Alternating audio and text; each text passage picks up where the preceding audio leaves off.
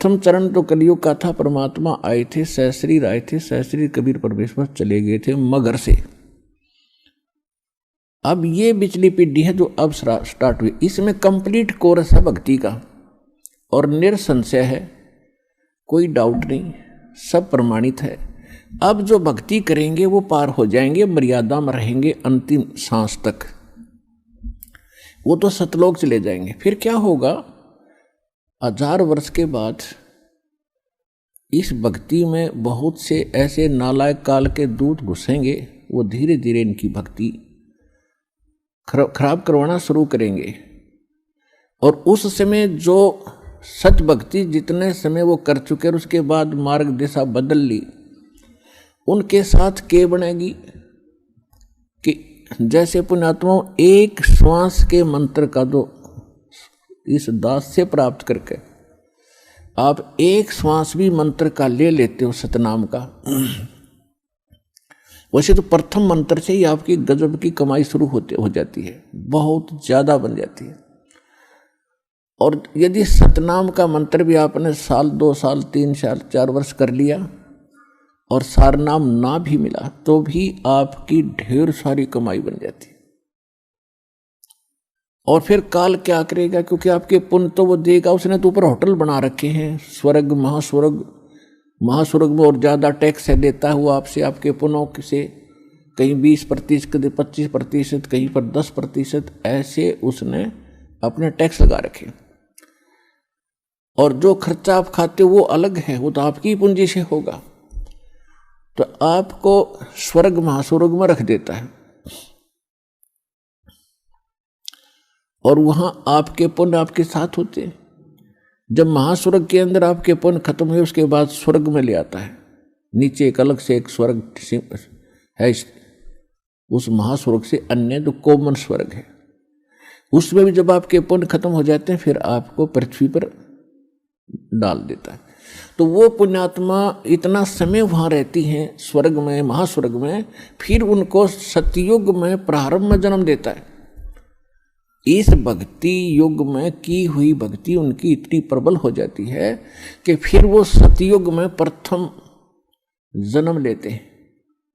उनकी फिर भी इतनी भक्ति होती है क्योंकि सतयुग में लाखों वर्ष का जीवन होता है, एक का जीवन पूरा करते हैं इतने युग, 1-2 जीवन में वो सतयुग पूरा हो जाता है। फिर त्रेता में आते हो आप वही हो जो पहले भक्ति लगे थे लेकिन आप फिसल गए, आप रिपट गए, विचलित हो गए किसी कारण से।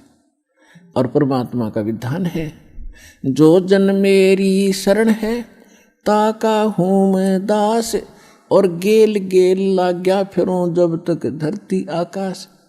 एक बार इस सच्चे नाम से आज कोई जुड़ जाएगा, आज उसने नाम ले लिया, कितना रोगी है और चाहे उसकी कल मृत्यु हो जा, नाम लेते भी हो जा, तो अभी परमात्मा अपने बही में लिख लेगा उस आत्मा को कि मेरी होगी भी।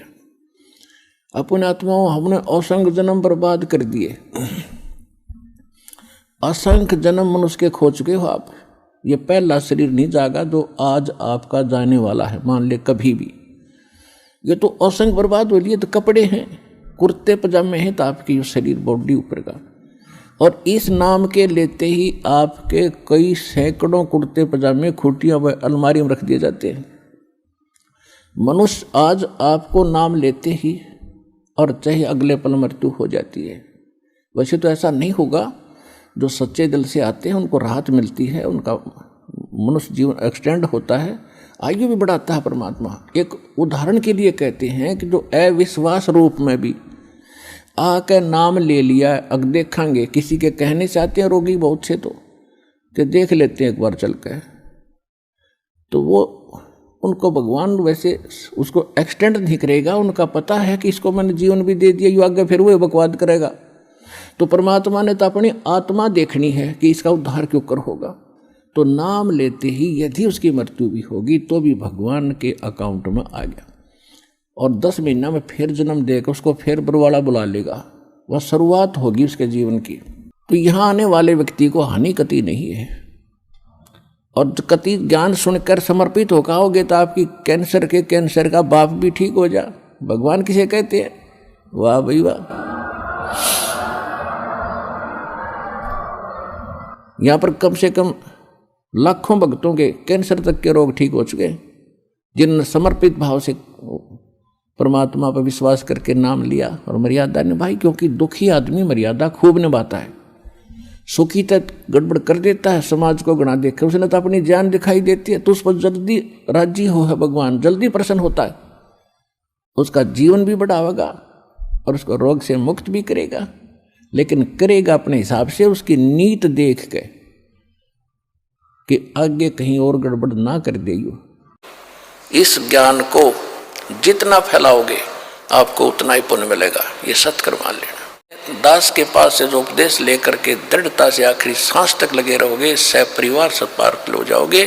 101 पीढ़ी आपकी पार होगी, ये देख लेना की तरह, एक भी नहीं।